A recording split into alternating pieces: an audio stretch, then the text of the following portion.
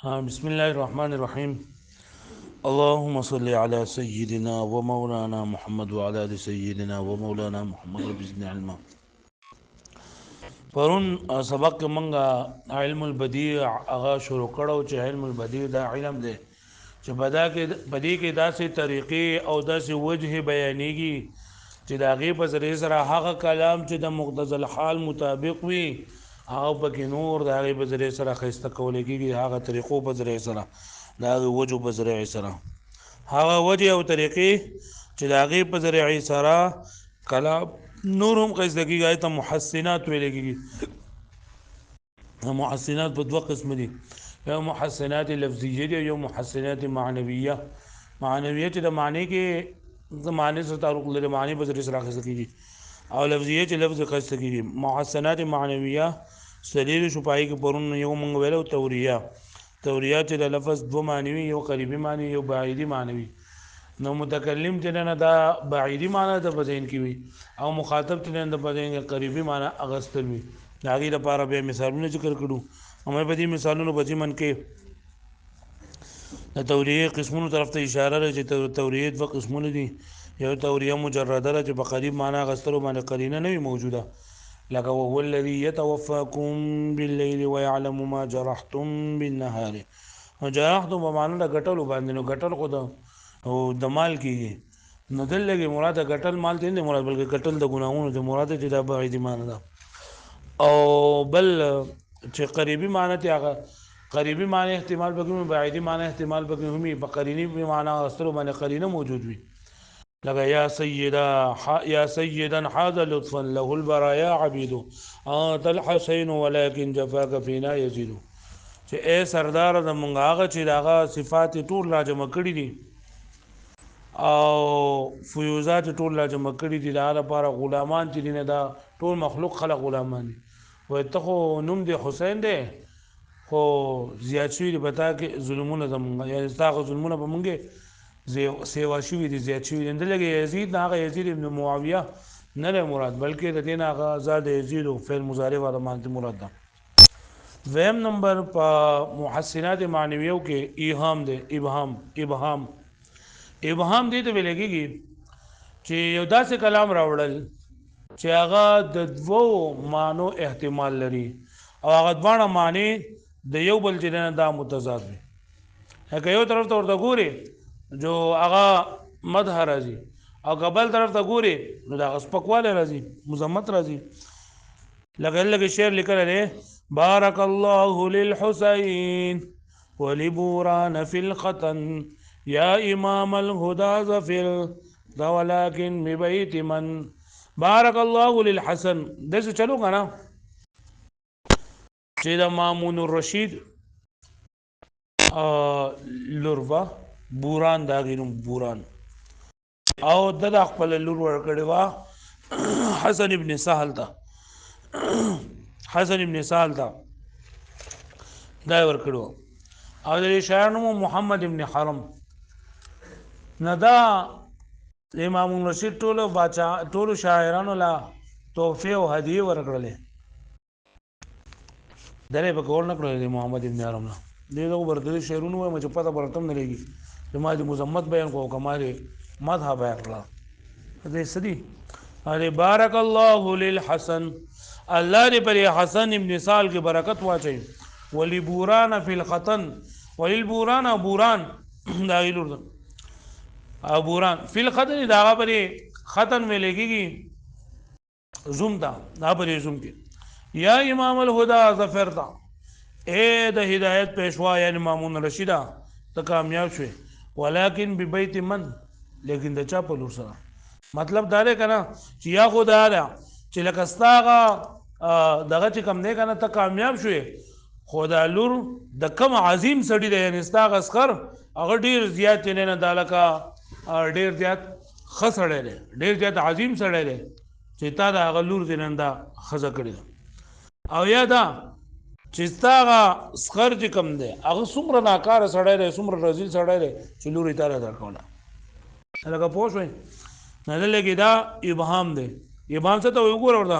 ایراد الکلام محتملا لوجهین متضادین، راوړل د دا کلام دا څه کاله ته احتمال لري د دوه وجو متضاد دوه متضاد وجو یعنی هم دا مضمت احتمال لري او هم د مدح او د صفت نو بارك الله للحسن ولبوران في الختن يا إمام الهدى زفر ولكن ببنت من بارك الله للحسن الله دې برکت واچي په حسن او داغه په لور کې ولی بوران داغه لور ننوم ده کنه بوران فیل قدن دا د زموالی په دې رشتہ کې مامون رشید سخر چې ده کنه هغه دا حسن ابن سهل نوم نه الله دې حسن او داغه په لور کې د خدای پاک برکت واچي پوښوي به زموالی په دې یا امام الهدى زفر ولكن ببنت من اے د هدایت پیشوا یا امام رشیدہ ته کامیاب شوی زفر ته کامیاب شوی ولكن ببنت من لیکن د چا په جنې سره مطلب دا چې د کم د چا په لور سره یعنی د چا د لور سره تانی دا کړي نیک واده کړي یا خو مطلب دا دی چې ستا غسخر سا عظیم سړی دی چې تعالی لور در کړی دا نو چا څومره عظیم سړی دی نو لکه تعالی لور در کړی او یا دا چا څومره رذیل او کمینه سړی دی تعالی لور در کولا فإن قوله ببنت من دا ببنت من جنه کنه يحتمل احتمال لأن يكون مدحا لعظمة جدا دا مذهب يعني دا عظمت دنا وأن يكون ذما او دا احتمال لري جدا مزمت شي لدناءة دلالة حقارت د وجنا د سپکوالي د وجنا لکه پوښ به معنی او مدح او زم دا ځوان دی بل مززات شونی توجيه دی غوغره توجيه څه ته وای افاله مانن بالفاظ موضوعات له ولكن اسماء لناس نغریم یو معنا داسې الفاظ ادا کی چې هغه دغه لپاره وځ شوی یعنی دغه الفاظ دغه معنا لپاره وځ کړ شوی لیکن دغه الفاظ چې نه هغه مشترک المعنا وي یعنی دغه الفاظ یو خو د دې معنا لپاره استعماليږي او د دې نه علاوه د انسانانو یا د نور چا لپاره ته اندام استعماليږي نو دې ته ویلګي توجيه لکه په یوه باندې معنی خلک ورکه یو توجيه پکې دا او بل توجيه پکې دا نه توجيه دا چې دا لفظ ودغه معنا لپاره وځ شوی لیکن د دې سره سره دا یو انسان یا د بل چانومي وره افاده التوجيه افاده معنى فائدہ ورکول له معنا به الفاظ موضوعات له پیدا سي الفاظ سره چې دا معنا لپاره وځکل شي د الفاظ ولكنها اسماء لناس او غيرهم لیکن دا نمونه د خلکو یا د خلکو نه علاوه د نور شي كقول بعضهم كقول لك د بعض قول محي الدين الظاهر لنا محي الدين الظاهر يصف نهر جعل نهر صفته کو نو د نهر په صفت کې وي إذا فاخرته الريح ولدت عليلة بأذيال كثبان الثرى تتعسر به الفضل يبدو والربيع وكم غدا به الروس يحيى وهو لا شك جعفر إذا فاخرته الريح ولدت عليلة إذا فاخرته الريح إذا فاخرته الريح کله چې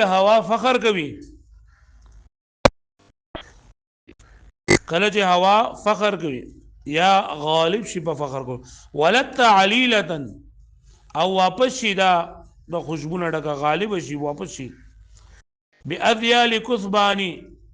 كثبان الثرى تتعسر باذيال د ذیل جمع ده لمن ته وي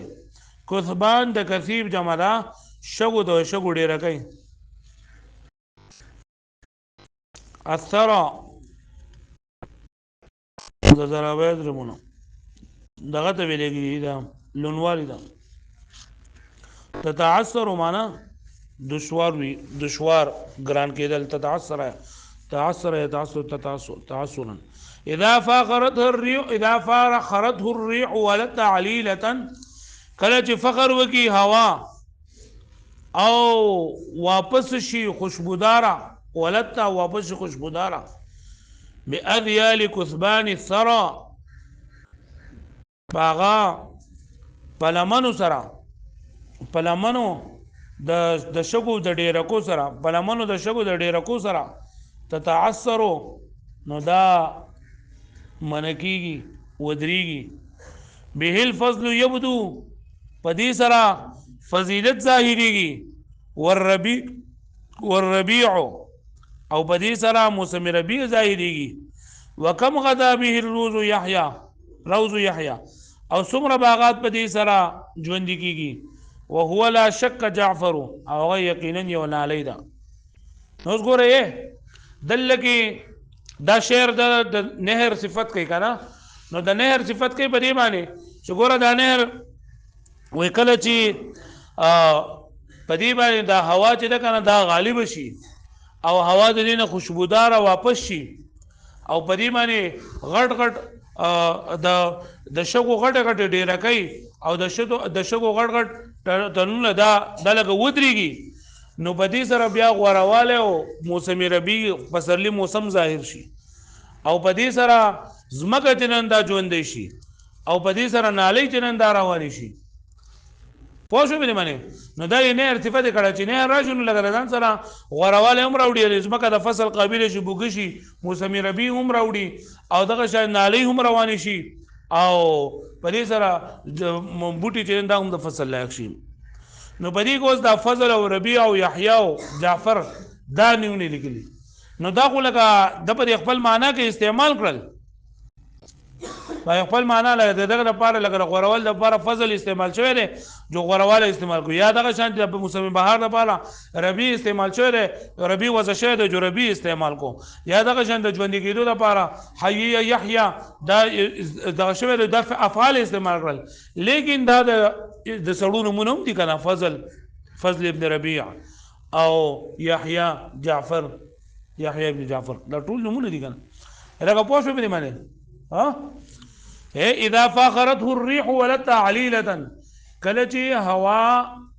فخر کوي هوا غالب ولت عليله او واپس شي دا خوشبوداره باذيال كثبان الثرى تتعثر نو ودري تتعثر معنی ودريږي د شګو د ډیرکو اغلمنه به الفضل يبدو پدې نه هر سره ښکار شي ورواله فضیلت والربيع او ښکار شي پدې په سره موسم ربيع یعنی پسرلی موسم وکم غدا به الروز يحيى او سمره باغات پدې معنی ژوند شي روز د روزتون جمله او سمره باغات پدې سره ژوند شي وهو لا شك جعفر هغه شک نشته پدې کې چې جعفر یعنی نالی وهو او دا لا شك يعني يقيني شك فالفضل والربيع ويحيى وجعفر اسماء ناس دخل كل مزي وكقول ذات ذم مثاله لکه دی ویلو چې توجیهات ویلېږي چې یو داسې الفاظ چې په معنا کې استعمال شي واغه دی ظاهر پاره مو شي دا خلق نمونه یا خلق نه علاوه د نور څه لکه وما حسن بيت له زخرف تراه اذا زلزلت لم يكن وما حسن بيت او سقه استقور دی دا وما حسن بيت او سقه استقور دی له زخرف پای باندې ملما سازي شي د سرو زرو بول ورکړل شي تراه اذا زلزلت لم يكن وکله چې وجړقيږي اذا زلزلت کله چې وجړقيږي نو تراه لم يكن نو تبوینه هغه چې هغه سر نړو موجود ونه نه ماده کور خیسواله له لکه کور له ازي د سرو زرو بول کړی دي چې کله زلزلو شي او تغو شي نه کور د قدم شي چې ته به دل کړو سونو نو یو خدا خبره وکړي چې لکه دوه لپاره زلزله استعماليږي او لم يكن نشوال لپاره لم يكن استعماليږي لیکن فان زخرفا واذا زلزلت ولم يكن اسماء سور من القران دا القران مجید سورتونه دي دا په شو بلی معنی ها نو د خپل معنی ما غستله دا معنی دغه الفاظ لپاره د الفاظ دغه معنی لپاره مو شوې دي او د دې سره دا نمونه د انسانانو یا د انسان علاوه د نور نمونه دي هغه پوه شو به معنی ها پوه شو به معنی پورا ده دا وړو